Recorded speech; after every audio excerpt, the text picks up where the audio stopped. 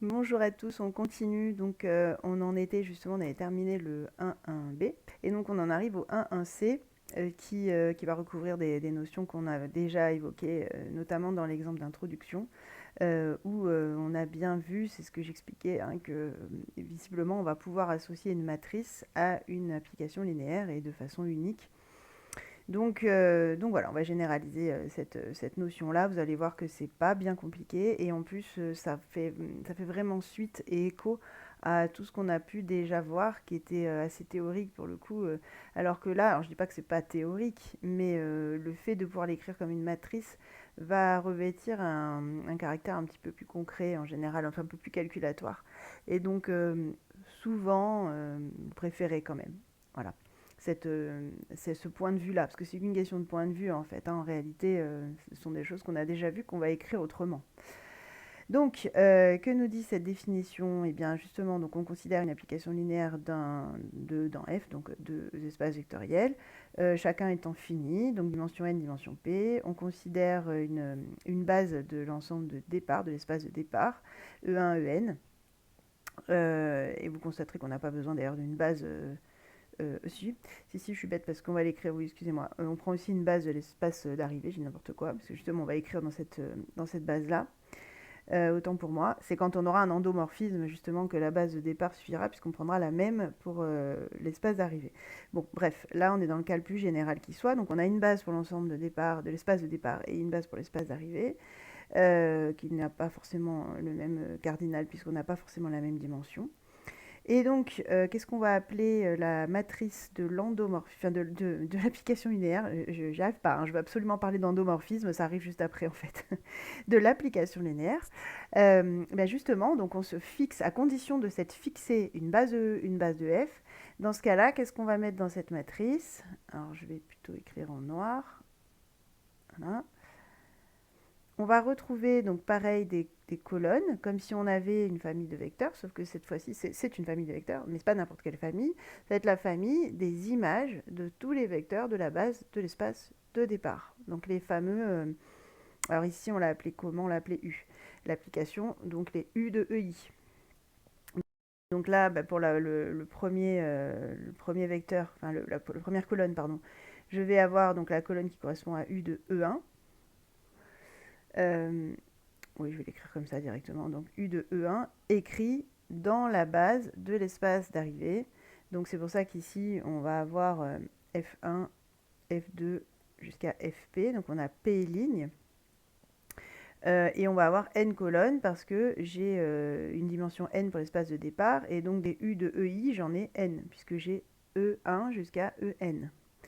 Donc là aussi, je vais avoir U de En écrit dans cette base-là. Alors j'écris rien dans la matrice parce que, ben, oui, on pourrait mettre des lambda, hein, je pourrais mettre comme tout à l'heure, en fait, lambda 1, 1, etc., jusqu'à lambda n1. C'est le même principe. En fait, on écrit, là, notre famille des vecteurs, c'est la famille des U de EI. Voilà, et chacun s'écrit dans la base F1, Fn. FP, pardon.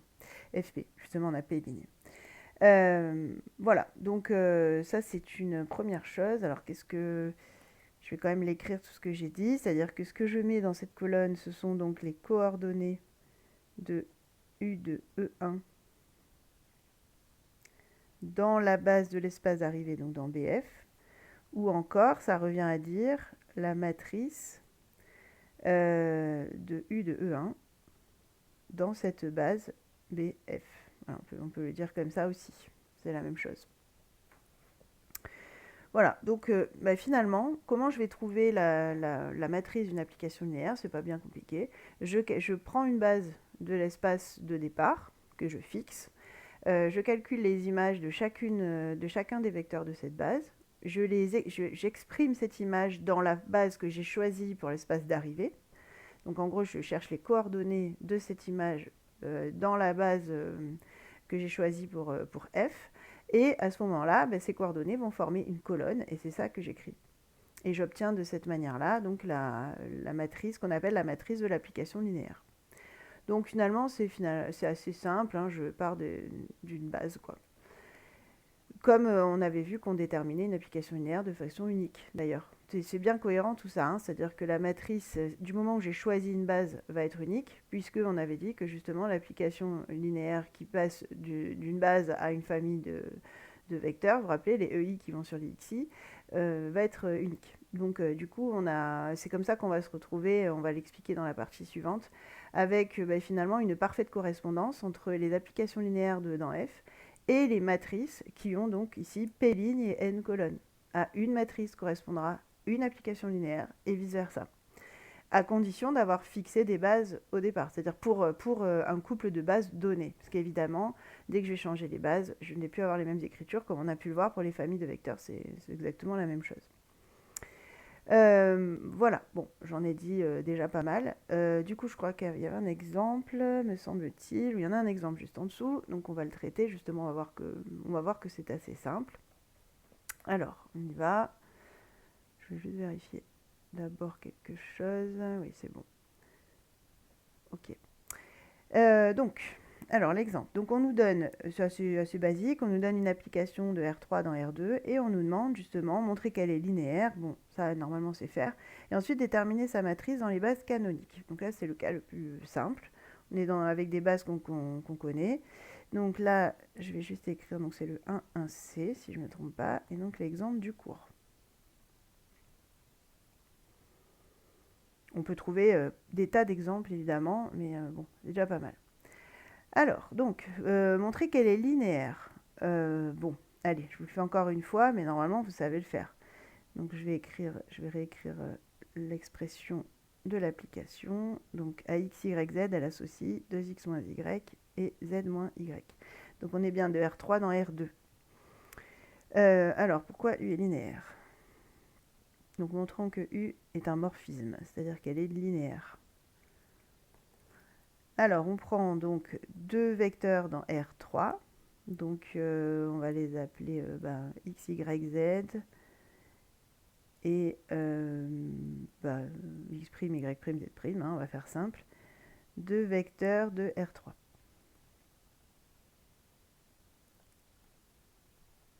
Voilà. Et on va considérer aussi lambda et mu, deux scalaires.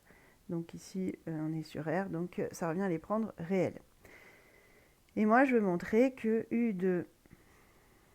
Alors si lui je l'appelle A et lui je l'appelle B, donc je voudrais montrer que U de lambda A plus mu B est égal à lambda U de A plus mu U de B. Donc déjà, première chose, lambda A plus mu B, ça revient à lambda X plus mu X' en termes de coordonnées. Hein. Lambda Y plus mu Y' et lambda Z plus mu Z'.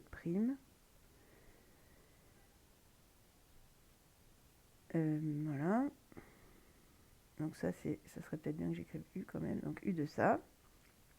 Et donc, en fin de compte, ça revient à dire que ça, c'est ce qu'on pourrait appeler grand X, ça grand Y et ça grand Z. Donc, comme quand on regarde l'expression de l'application, je vais y arriver, à x, y, z, elle renvoie 2x moins y et z moins y. Là, notre x à nous, c'est tout le grand x. Notre y à nous, c'est tout le grand y, etc. Donc, ça veut dire que ça va renvoyer 2 fois lambda x plus mu x', moins y, donc moins lambda y moins mu y', et ensuite z moins y, c'est-à-dire lambda z plus mu z', moins lambda y moins mu y'. Voilà. Et donc maintenant, qu'est-ce qu'on peut faire de ça? Alors rappelez-vous notre objectif, nous on vous montrer que lambda u de a plus mu u de b, c'est la même chose que ça.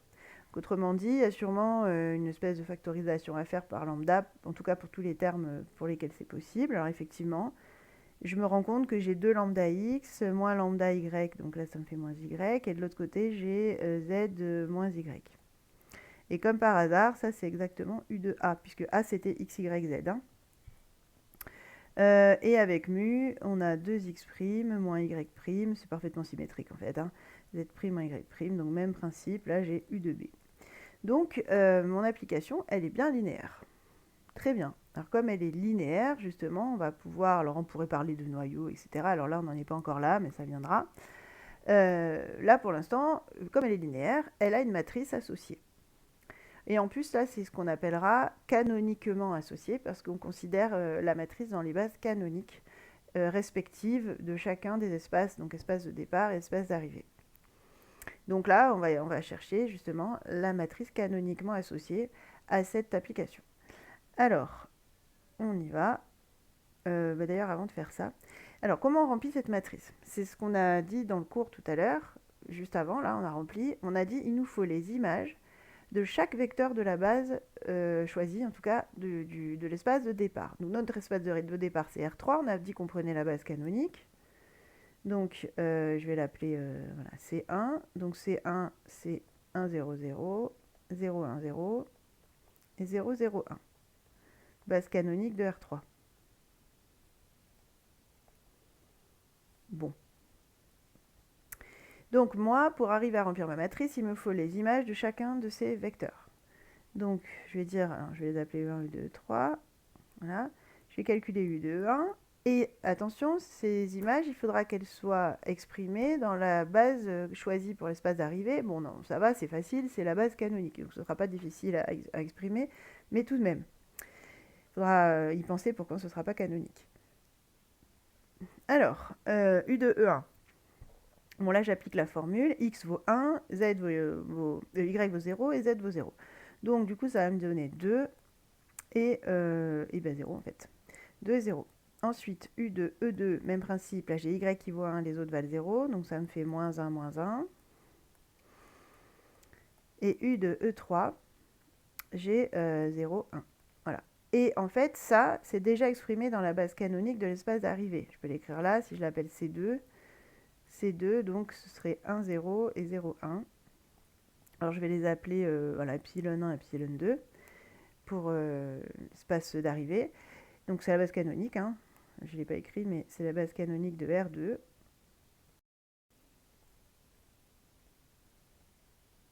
Voilà. Et justement, quand j'obtiens 2, 0, j'obtiens en fait 2 epsilon 1 plus 0 epsilon 2. Donc je suis déjà dans la base canonique, ça pose aucun problème. Donc là, pareil, moins 1 epsilon 1, moins 1 epsilon 2, et là, 0 epsilon 1 plus 1 epsilon 2. Ce qui veut dire que ces trois vecteurs-là, je suis tout à fait capable d'écrire leurs coordonnées dans la base que j'ai choisie pour la base d'arrivée, et donc je suis en capacité de donner la matrice de...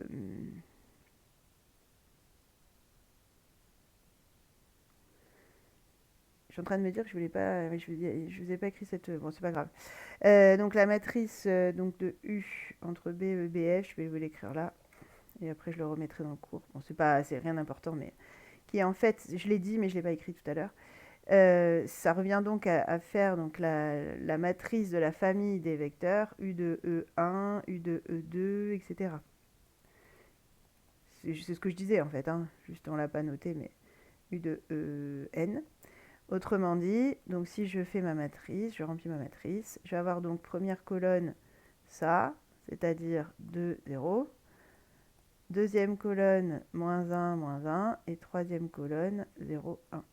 Puisque là, rappelez-vous, je suis dans la base de l'espace d'arrivée. Donc j'ai bien écrit, donc ici U de E1, U de E2 et U de E3 en fonction de epsilon 1 et epsilon 2. Voilà, et donc ça, c'est ce qu'on appelle la matrice canoniquement associée à l'application linéaire qui ici s'appelle U. Donc c'est ce qu'on nous demandait. Alors, sur cet exemple, qu'est-ce qu'on peut dire de plus? Bon, c'est déjà pas mal en fait. Par contre, ce serait intéressant de revenir à l'exemple justement de l'exercice d'introduction là. Donc si je reviens, alors je vais le faire là-bas à côté. Donc retour, exercice introduction.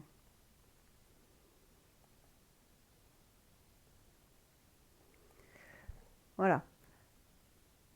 Alors, dans l'exercice d'introduction, rappelez-vous, je vais peut-être pas tout réécrire, vous l'avez, hein.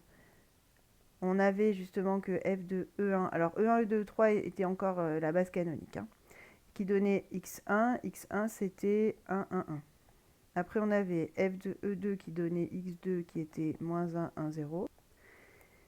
Et après on avait f de E3 qui donnait x3 qui était donc moins 1, 0, 1. Et tout ça exprimé dans les bases canoniques.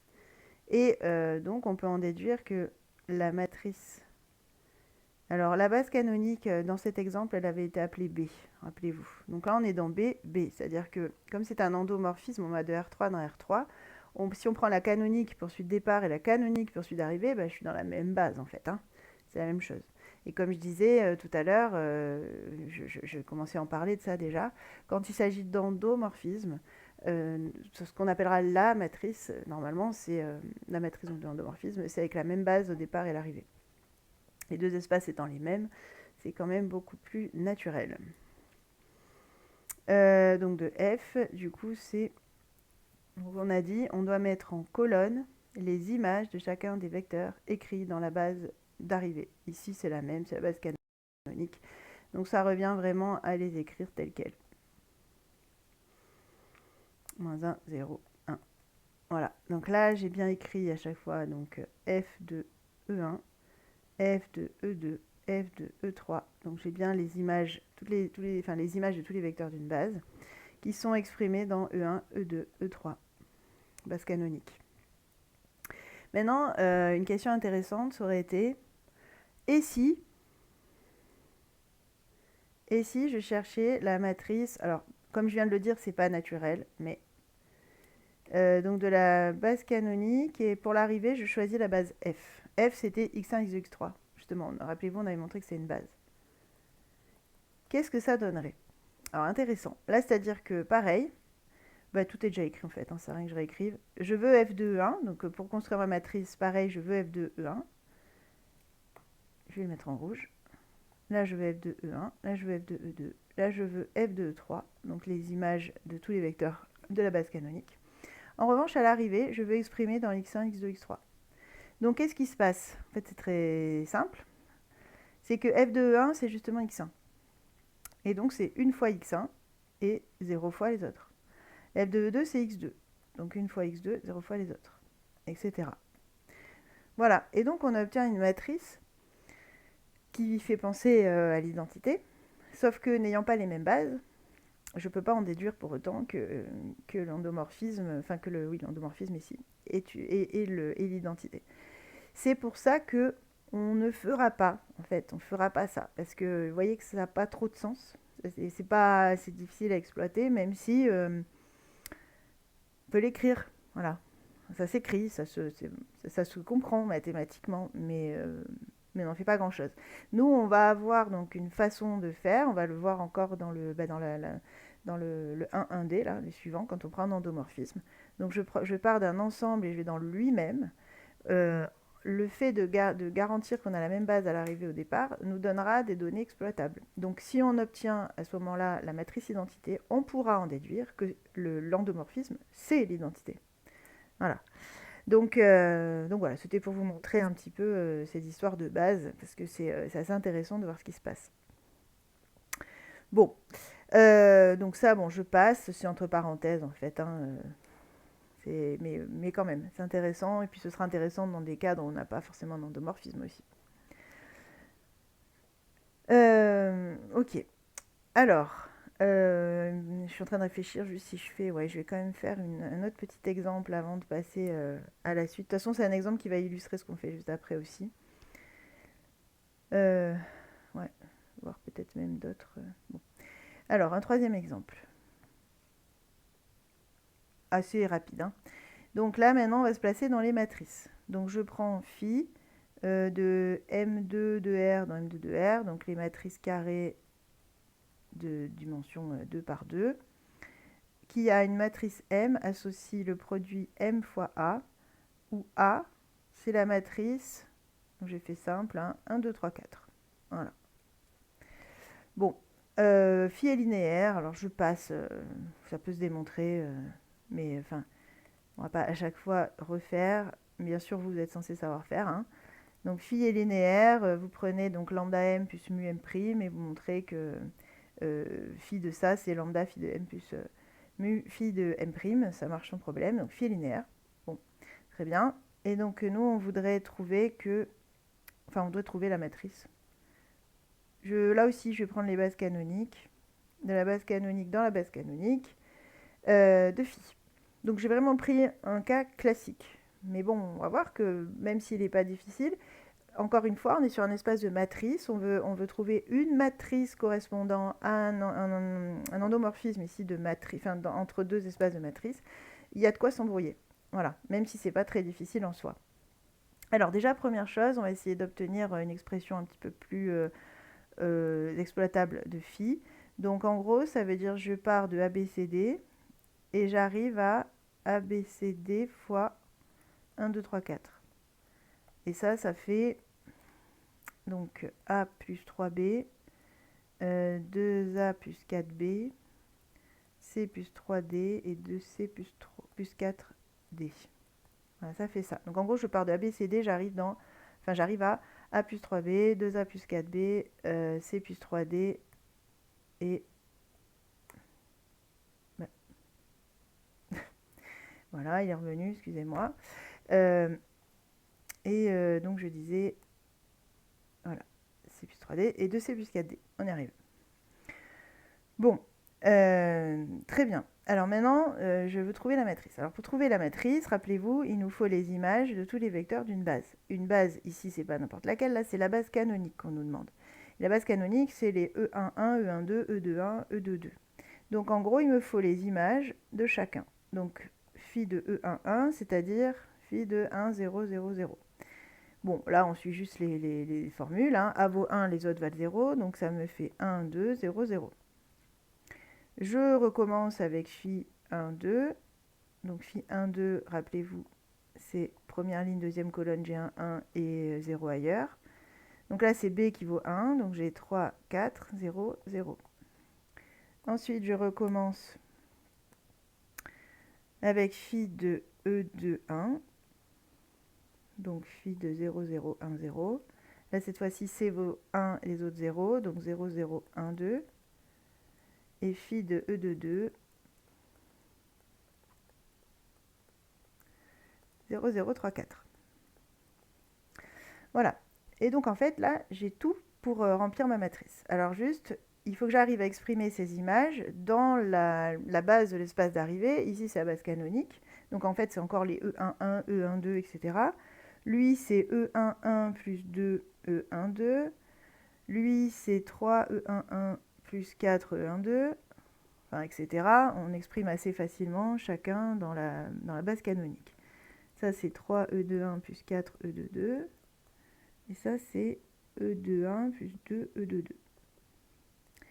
Donc, la matrice de phi, si je considère les bases, toutes les deux canoniques, ben, ça va être... Alors, rappelez-vous comment je remplis ma matrice. Hein, je dois mettre... alors, attendez, je cherche juste... J'ai la tablette qui m'a fait un bug. Alors, c'est pas bien grave, mais... Voilà, il faut juste que je récupère...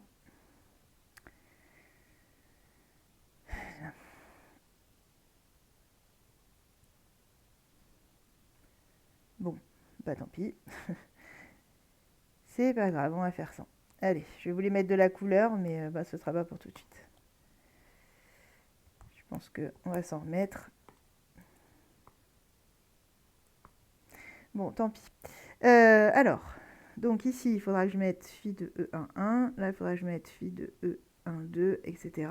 Et je vais être à chaque fois dans la même base, donc dans E11, E12, E21 et E22. Donc on a dit que phi E11, c'était une fois E11 plus deux fois E12 et 0, 0. Donc en toute logique, j'ai ça. Ensuite, l'autre, c'est 3, 4, 0, 0. Et ensuite, on passe donc aux deux qui sont en dessous. Phi de E21, qui elle est une fois E21 et deux fois E22. Et l'autre, pareil, mais avec 3 et 4. Voilà, donc on se retrouve avec cette écriture-là de la matrice. Et donc là aussi, c'est assez fou, quoi. Et en même temps, bon, c'est assez logique. C'est une matrice 4-4 parce que j'ai 4 pour dimension dans l'espace de départ et j'ai 4 aussi en dimension de l'espace d'arrivée. Donc, c'est parfaitement cohérent avec ce qu'on a dit avant. Voilà, donc ça, c'est un exemple avec des matrices. Et du coup, bah, une petite remarque, bon, je ne vais pas l'écrire, mais juste à faire à l'oral. Je l'ai déjà dit d'ailleurs, on avait vu que l'image d'une base de E par une application linéaire f, elle déterminait complètement f et de façon unique. Donc justement, la matrice d'une application linéaire telle qu'on l'a écrite là, comme elle est déterminée exactement par la même chose, elle aussi, elle est définie de façon unique, l'application linéaire, à condition d'avoir fixé des bases. Voilà. Donc c'est vraiment une autre manière de voir les choses. Euh, je me demande, oui, on va essayer un autre petit exemple et après on passe à l'autre partie. Voilà, je voudrais juste arriver à récupérer toutes mes fonctionnalités. Alors, je ne sais pas pourquoi. Bon, tant pis. Hein. Voilà, je voulais mettre de la couleur, des choses sympas. Il n'y a pas moyen. Bon. Tant pis, c'est pas grave. Alors, donc du coup, un quatrième exemple. Donc je écris tout en noir. Donc un quatrième exemple, maintenant je vais le présenter différemment. Comme je viens de vous dire que la matrice, elle définit parfaitement l'endomorphisme, ça veut dire qu'au lieu de vous donner l'expression d'un endomorphisme ou d'une application linéaire, je pourrais très bien vous donner sa matrice en précisant juste dans quelle base on travaille. Et ça revient au même. Donc justement, c'est ce que je vais faire. Je vais dire soit F, l'endomorphisme de R3,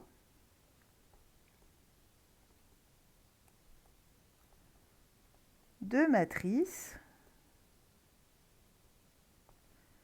Donc 1, 3, 0, 0, 1, 4, 2, 4, 5 dans la base canonique. Alors je dis là parce que comme c'est R3 dans R3, en fait ça revient à prendre donc la même base pour le départ et l'arrivée qui serait la base canonique.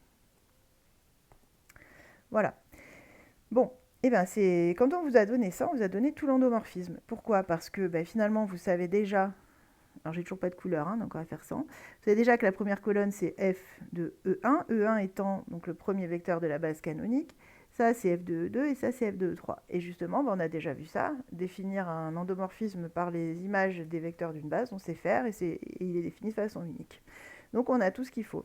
Alors justement, première question, déterminer f de E2. Alors toujours dans la base canonique, hein, si on ne précise pas, c'est qu'on n'a pas changé de base. Et deuxième question, déterminer f de 1, 2, 3.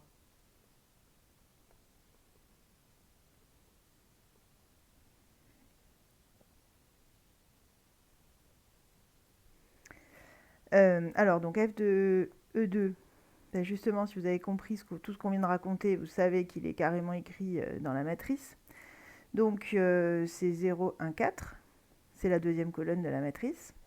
Donc, écrit dans la base canonique, c'était déjà écrit dans la base canonique, donc c'est bon. C'est une fois E2 plus 4 fois E3. Bon. Et ensuite, donc pour la deuxième question, f de 1, 2, 3,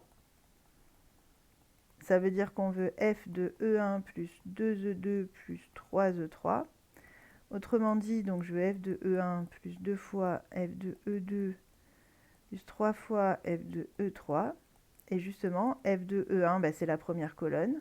Donc 1, 2, 3. Non, pardon. 1, 3, 0. N'importe quoi. 1, 3, 0.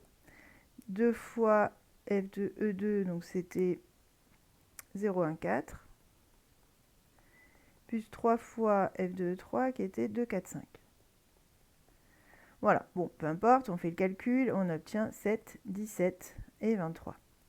Et en fait, alors ça c'est la manière, je dirais, qui ressemble en fait à... Là juste on a lu dans la matrice elle nous a juste servi à lire les images des vecteurs de base. Mais on va voir une autre manière de présenter les choses, puisqu'en fait on se rend compte que finalement, si on avait fait 1, 0, 2, enfin la matrice en fait, hein, et qu'on l'avait multiplié directement par 1, 2, 3, mais il se serait passé la même chose, puisque regardez, quand je fais, par exemple, pour la première ligne, là, donc 1 fois 1 plus 0 fois 2 plus 2 fois 3, c'est exactement ce qu'on a fait là, etc. Donc, du coup, il n'y a plus qu'à faire le calcul, et en fait, on obtiendrait exactement la même chose. Donc, on se rend compte qu'avec l'écriture matricielle, finalement, calculer l'image d'un vecteur, ça reviendra à multiplier la matrice par ce vecteur. Et on obtiendra la matrice du vecteur image. On n'obtient pas directement le vecteur image, mais quand on est dans la base canonique, du coup, c'est quasiment la même chose, surtout quand on est dans un espace de vecteurs classique comme Rn. Voilà. Mais enfin, en tout cas, après, il n'y a plus qu'à transcrire. Mais en passant par les matrices, on est tout à fait capable de calculer l'image de cette manière-là. Voilà, donc ça, bon, à garder dans votre tête parce qu'on va en parler un petit peu plus loin. Alors, si on continue, donc on arrive au 1,1D. J'en ai déjà dit beaucoup, donc en fait, on va pouvoir passer un petit peu plus vite. C'est juste là, un cas particulier du cas précédent, enfin du 1,1C. Là, cette fois-ci, au lieu de prendre une application linéaire quelconque de E dans F, on prend un endomorphisme donc de E dans E. Et du coup, on va avoir une matrice NN au lieu d'avoir une matrice PN comme on avait tout à l'heure. Ça, je ne l'ai pas écrit, mais c'était une matrice donc PN, puisque j'ai P ligne et N colonnes. Alors que là, on sera avec une matrice carrée, puisqu'on aura autant de vecteurs de base pour l'espace de départ que pour l'espace d'arrivée. Voilà, et ce que j'avais pas écrit tout à l'heure, juste, c'est que c'était que tout ça là, c'était en fait la même chose que matrice pour les bases BE, BF de, je l'ai dit, mais bon, U de E1 jusqu'à U de EN. Voilà. Alors, donc justement, la version avec un endomorphisme. Donc, même principe, c'est exactement la même chose. On va avoir donc la matrice, cette fois-ci, on n'écrit qu'une base, parce que comme je vous disais, on prend la même base au départ et à l'arrivée. Donc, juste dans B, de U de E1, U de E2, etc. jusqu'à U de EN. Et donc, sous forme matricielle, ça revient à avoir toujours la même chose. Hein. On écrit donc en colonne les coordonnées des U de EI. Alors, j'ai toujours pas de couleur, ça m'énerve, j'ai pas les fonctionnalités qui sont revenues. Je sais pas pourquoi. Alors, voilà, ça y est, c'est revenu. Donc, je retrouve ma couleur. Je vais pouvoir... Donc, excusez-moi. Voilà, on était là. Du coup, alors, U de E1 ici, U de EN, et tout ça exprimé cette fois-ci, donc on a la même base, hein, donc exprimé dans E1, EN. Et donc du coup, si je prends celui-là par exemple, ce sera donc les coordonnées de U de E1 dans E1, EN. Donc en général, assez simple à trouver.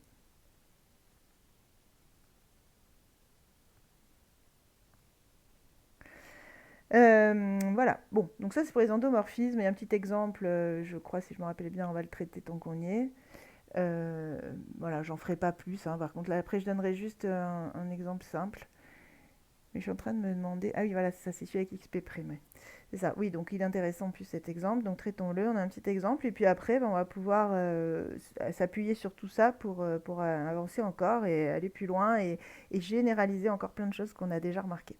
Alors, donc, l'exemple. Bon, ce type d'application qu'on a déjà vu, on est dans les polynômes cette fois, dans R2 de x, et l'application, elle prend un polynôme, elle vous renvoie x fois la dérivée, enfin le polynôme dérivé.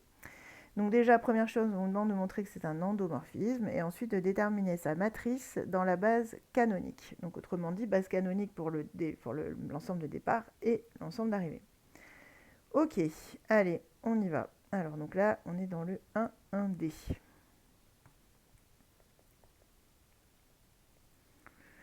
Donc l'exemple du cours. Alors, montrer que c'est un endomorphisme. Bon, on va passer assez vite là-dessus, c'est assez facile à voir.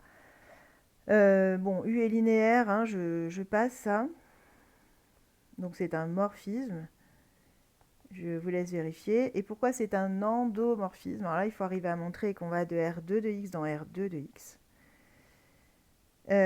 Donc ce que je vais faire, c'est que je vais prendre un polynôme quelconque appartenant à R2 de x.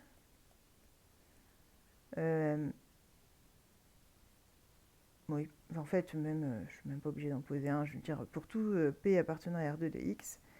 Et là, c'est qu'une histoire de degré, en fait. Hein, c'est-à-dire qu'il faut montrer que le polynôme qu'on obtient a toujours un degré inférieur ou égal à 2. Donc, c'est pour ça que je me lance dans le degré. Donc, degré de U de P, c'est égal à degré de x fois P', puisque U de P, c'est ça. Ça, rappelez-vous, ça revient à additionner les degrés de x et de P'. Ça, c'est égal à 1. Et ça vaut exactement degré de P moins 1, puisqu'on a dérivé. Autrement dit, tout ça, si j'additionne, ça fait degré de P. Ce qui veut dire que le degré de U de P et le degré de P étant les mêmes, comme P au départ était dans R2 de X, U de P aussi.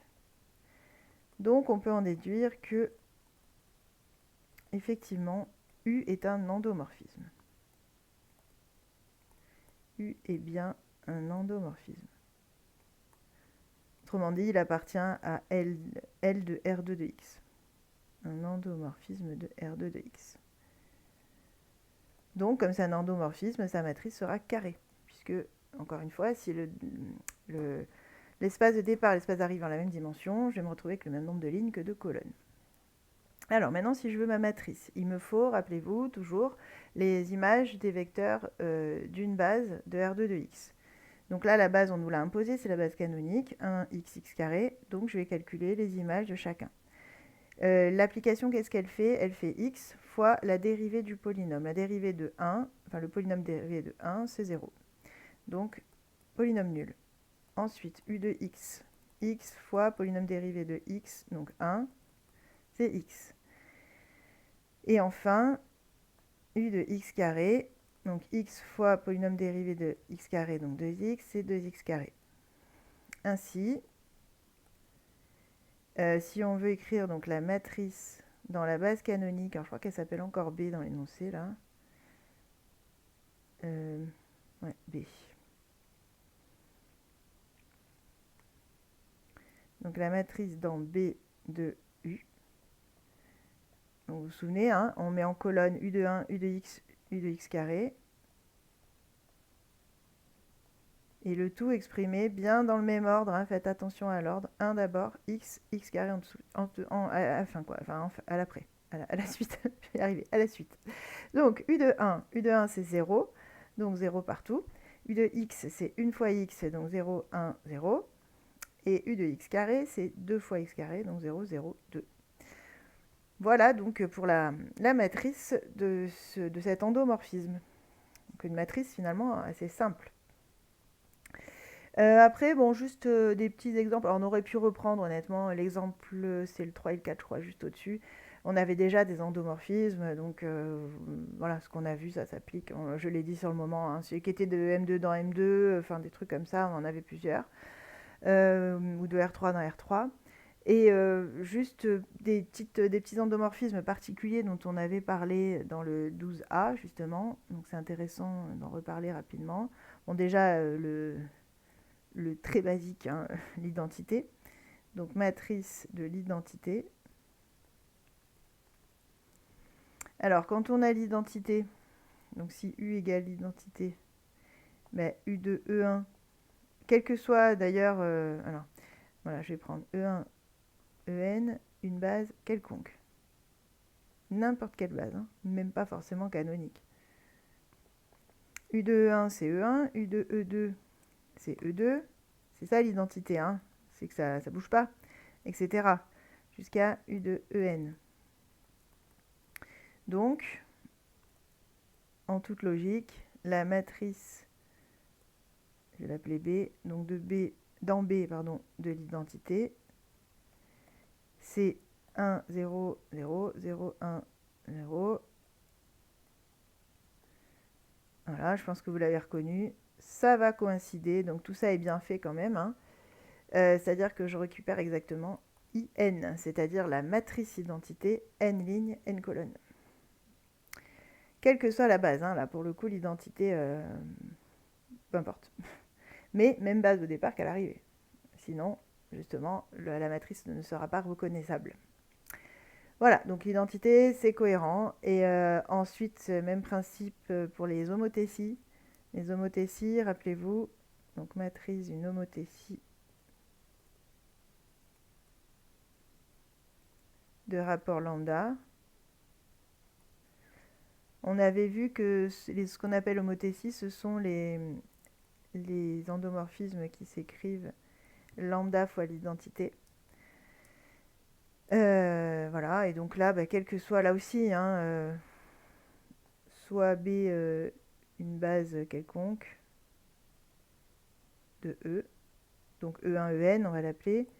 U de E1, c'est lambda E1, etc. U de EN, c'est lambda EN.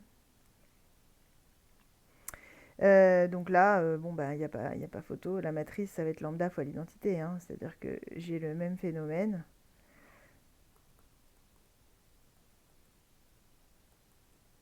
puisque j'ai donc ici U de E1 qui va donner lambda fois E1 et rien d'autre.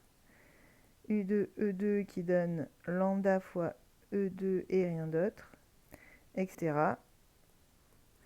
Donc lambda IN. Donc ça aussi, quand on a lambda fois IN, enfin on sait déjà, quelle que soit la base, on sait déjà à qui on a affaire en termes d'application linéaire, en fait, d'endomorphisme ici. Voilà, donc ça c'est des petits exemples. Après pour d'autres exemples, comme je disais, je vous renvoie aux exemples précédents. Alors, ça nous amène, donc là on a bien posé les choses. Maintenant, normalement, vous avez bien compris ce qu'on appelle la matrice dans une base d'un vecteur, d'une famille de vecteurs, d'une application linéaire et même plus particulièrement d'un endomorphisme. Comment on les obtient et qu'est-ce que ça signifie. Maintenant, on va aller un petit peu plus loin. Alors le 1, 2, ça va aller assez vite parce que bon, on aurait pu prouver la proposition, mais je vais la passer parce que, enfin, bon, il y a un moment, il faut qu'on avance aussi. Tant pis, on ne peut pas tout démontrer.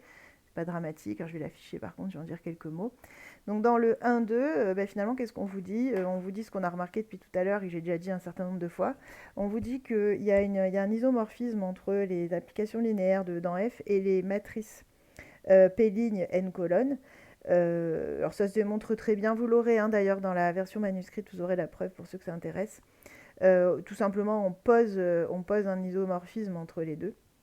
On démontre que c'est bien un isomorphisme. Et bah d'ailleurs, oui, bah, je suis bête. L'isomorphisme, il est posé carrément dans le... Parce que j'avais retenu, moi, juste qu'on vous disait que c'était isomorphe. Mais oui, on vous l'a mis dans la proposition. Donc l'isomorphisme, là, en question, qui est écrit, c'est-à-dire qui associe vraiment U à la matrice telle qu'on l'a définie juste avant, avec comme colonne U de EI, etc. On démontre que c'est un isomorphisme, donc on démontre d'abord que c'est un morphisme, ensuite que c'est bijectif. Ça se fait assez bien honnêtement, hein, mais c'est un peu long, donc vous irez voir ça tranquillement. Donc ça démontre qu'il existe bien un isomorphisme entre les deux ensembles, autrement dit que ces deux ensembles sont isomorphes. Et on avait vu que c'est important parce que quand ils sont isomorphes, déjà on peut affirmer qu'ils ont la même dimension, et en plus, on va avoir tout un tas de similarités le comportement. En fait, toutes les propriétés vectorielles vont pouvoir se transporter de l'un à l'autre. Et c'est pour ça que c'est à cause de ça qu'on se rend compte là depuis le début du chapitre que finalement, oui, tout ce qu'on fait sur les applications linéaires, on peut le faire avec peut-être une loi transposée, mais une loi qui correspond aux matrices. Donc des fois, au lieu d'une composée, ça va être une multiplication, etc. Mais on peut le faire matriciellement. Donc en fait, ça a l'air de rien, mais c'est très important ce qu'on dit là. C'est le lien en fait, hein, c'est ce qui nous permet de passer du monde des applications linéaires aux matrices sans perdre aucune information, juste en voyant les choses d'une autre manière. Voilà. Donc à retenir de cette partie-là, que ces deux ensembles-là sont isomorphes. Et donc du coup, en termes de dimension, c'est ce que je disais, ils ont forcément la même dimension. Or, ce qui est intéressant, c'est que la dimension de MPN, là, on sait, c'est P fois N. Donc, c'est la dimension, donc P c'est la dimension de E, non de F ici. Donc c'est la dimension de F fois la dimension de E. Donc, grâce à cet isomorphisme, on récupère aussi la dimension des applications linéaires de E dans F. Ce que nous n'avions pas défini pour l'instant. Alors, je ne dis pas qu'on avait forcément besoin des matrices pour le trouver, mais que les matrices, c'est rapide à démontrer du coup. Il suffit de démontrer la proposition, le corollaire, il tombe tout seul. Voilà, bon. Euh, donc là, tout ce qu'on disait, c'est prouvé. C'est-à-dire qu'effectivement, pour des bases données, une application linéaire, elle est entièrement déterminée par sa matrice, et vice-versa. Bon, sur ça, j'ai pas plus à dire, hein, c'est déjà pas mal. Donc on en arrive au 1,3, où là, justement, maintenant qu'on a vu qu'il y avait un isomorphisme, on se doute que ce qu'on faisait sur les applications linéaires, on va pouvoir le faire avec les matrices. Donc on va voir comment. Et on va voir qu'il y a des choses qu'on a déjà vues. Donc, alors, matrice de l'image d'un vecteur par une application linéaire. C'est ce que j'ai fait dans l'exemple. Alors, ce n'est pas le tout dernier, c'est un exemple un petit peu au-dessus, là. Je l'ai fait dans un exemple, dans le 1C, je crois, où finalement, on a remarqué qu'on a calculé l'image et en fait, on aurait pu faire pareil en faisant juste un produit entre la matrice et le fameux vecteur en question. Donc, c'est ça qu'on va dire, c'est-à-dire que... Ah, on commence par un exemple cette fois. Ok, on va faire l'exemple, c'est pas un problème. Au moins, vous allez bien comprendre ce qu'on écrit dans la proposition. Alors, donc, l'exemple. Donc, dans l'exemple, on reprend l'application linéaire qu'on a vue juste dans le tout dernier d'exemple, avec x fois p'. Donc, on a déjà trouvé la matrice, on va la réécrire d'ailleurs, de cette application linéaire, enfin de cet endomorphisme. Donc là, alors, c'est le 1, 3a. Donc 1, 3a, exemple, donc exemple du cours. Donc je vais écrire ce qu'on sait déjà. On a déjà vu que... je crois qu'on lui donne un nom... oui, on l'appelle M, la matrice de U dans cette base. Donc la matrice de U dans la base canonique, M, on avait trouvé que c'était 0, 0, 0, 0, 1, 0, 0, 0, 2. Voilà, elle était assez basique. Voilà, et donc on nous pose un nouveau polynôme. On nous dit qu'on prend P égale x carré plus 2x plus 3. On nous demande de calculer m fois la matrice de P dans la base canonique. Alors la matrice de P dans la base canonique, bon, la base canonique, elle a été appelée B, j'imagine. Ouais, c'est ça, P. Alors, il y a 1 fois 3, enfin 3 fois 1, donc 3, 2 fois x et 1 fois x carré. Donc, la matrice de P dans la base canonique, c'est 3, 2, 1. Du coup, si on fait le calcul m fois 3, 2, 1, c'est ce qu'on nous demande, hein, m fois la matrice de P dans la base canonique, on obtient 0, 2, 2. Et ça, alors je vais l'écrire là, 0, 2, 2, et la matrice de, donc le polynôme ce serait 2x plus 2x carré. Vous vous rappelez, hein, on écrit à chaque fois dans la base, donc 1x, x carré, là aussi 1x, x carré. Donc 0, 2, 2, c'est 2x plus 2x carré. Donc on a obtenu ça dans la base canonique. Et on nous demande, il y a une question je crois, voilà, quel lien y a-t-il entre le produit matriciel et U de P? Alors on va calculer U de P, vous allez voir. Donc U de P, c'est x fois P', donc c'est x fois 2x plus 2. Comme par hasard, on trouve 2x carré plus 2x. Donc on trouve exactement la même chose.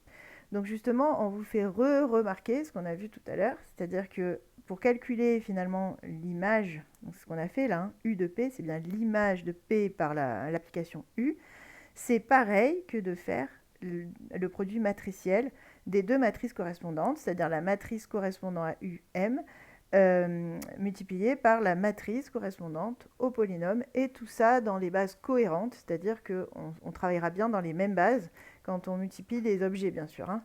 Sinon, on va obtenir des trucs bizarres. Voilà, donc on remarque,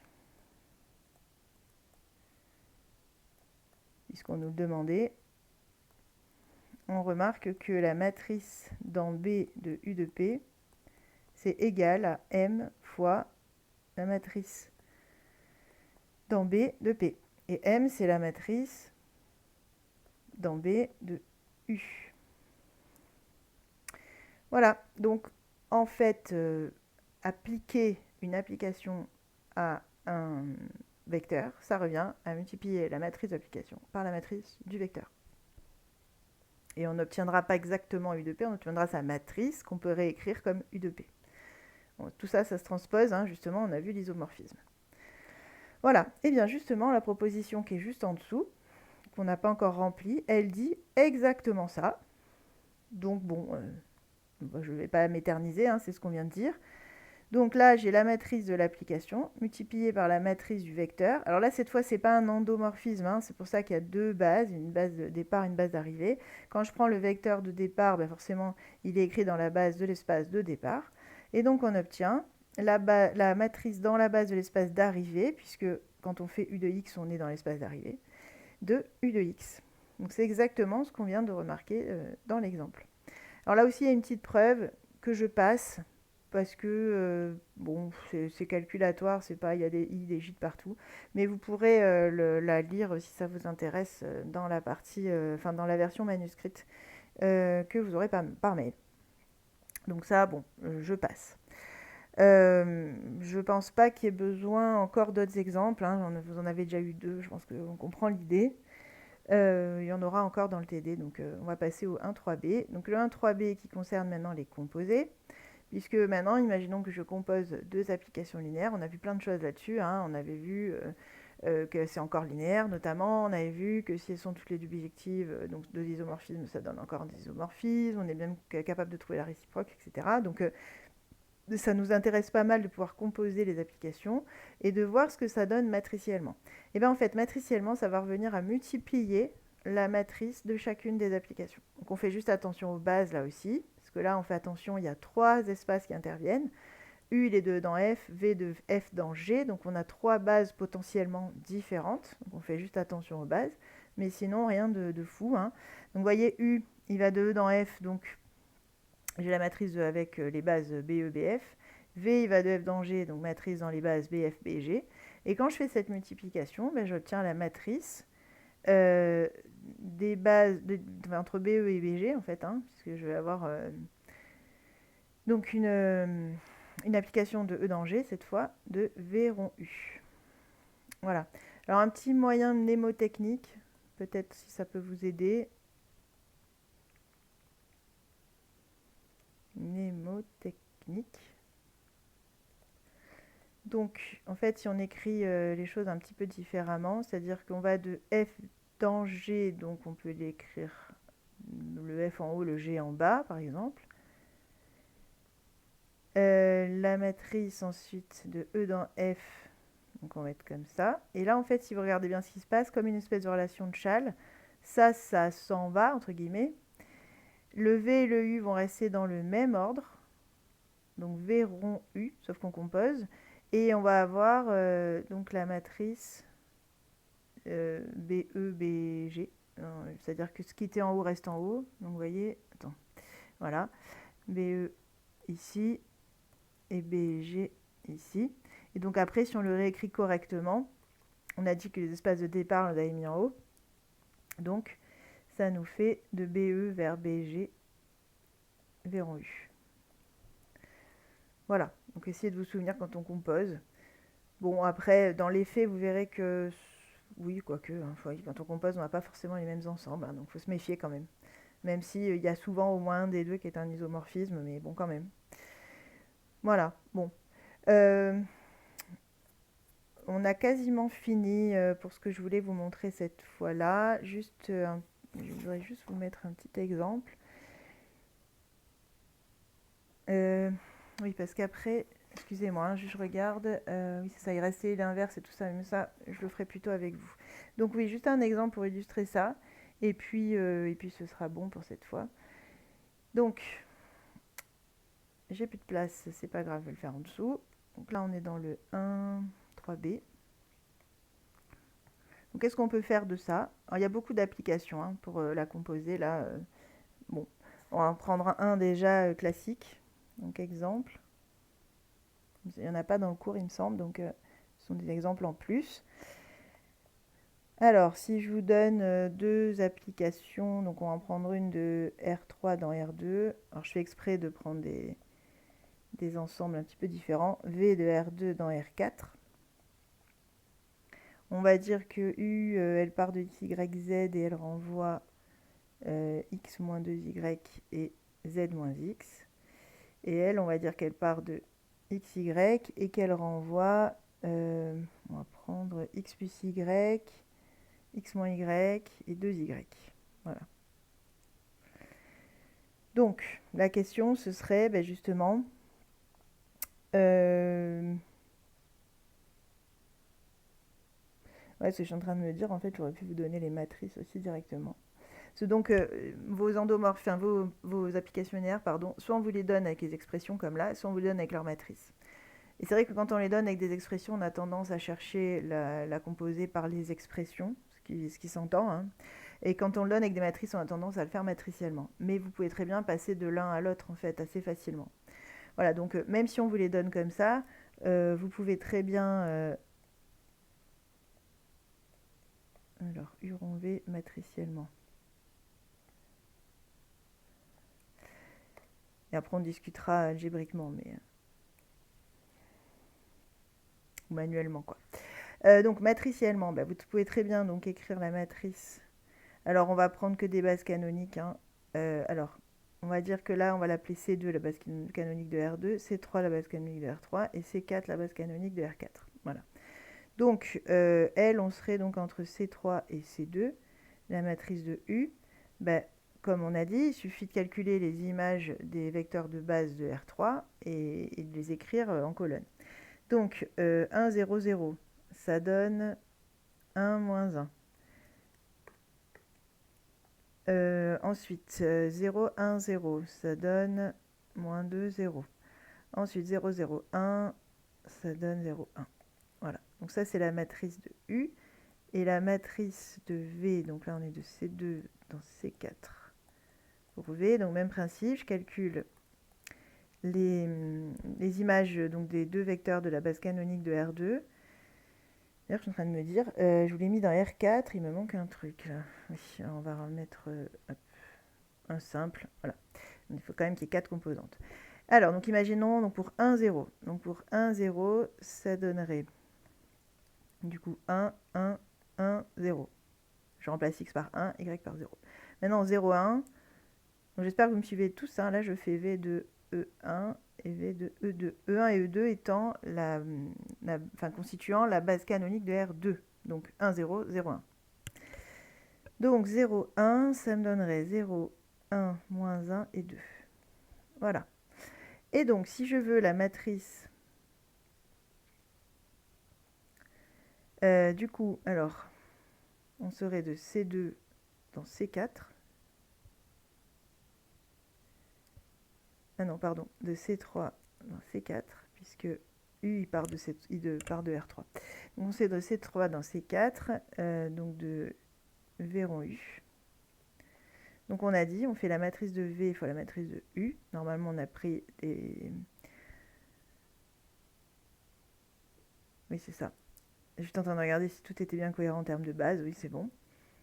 Voilà, parce que vous voyez, celle-là, elle est de C2 dans C4, si je les écris comme ça. Hein. Celle-là de C3 dans C2. Donc si je fais celle de V fois celle de U, on a bien les C2 en gros qui s'éliminent, on a bien de C3 dans C4. Donc c'est bon. Alors du coup, on fait donc la matrice de V fois la matrice de U. Donc matrice de V, C2, C4, fois matrice de U, C3, C2. Et justement, si les dimensions sont bien cohérentes, le produit est possible. Sinon, c'est sûr qu'on va avoir un petit problème. Voilà, donc là, c'est bon. Rappelez-vous comment on fait les produits. Hein. Donc, ça nous fait ici, alors, 1, moins 2, 0. Ensuite, 0, moins 2 et 1. Ensuite, 2, moins 2 et moins 1. Et enfin, moins 2, 0 et 2. Voilà, donc là, on a notre matrice de verrouille. On aurait pu, il faut que je réfléchisse à ce que je vais dire, U rond V, non, on n'aurait pas pu, parce que les dimensions ne sont pas bonnes. Donc on n'en avait pas le choix, de toute façon c'est forcément V rond U. Donc là j'avais mis rond V, n'importe quoi, c'était V rond U. Voilà, parce que bon, V donc accepte des choses de R2 et U arrive dans R2, donc ça marche. Alors que U, lui, il accepte des choses que de R3 et V, il n'arrive pas dans R3.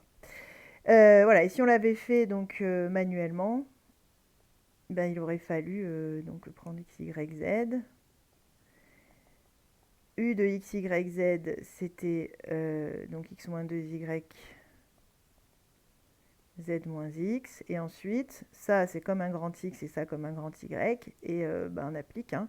Donc là, au début, on doit renvoyer x, donc x moins 2y.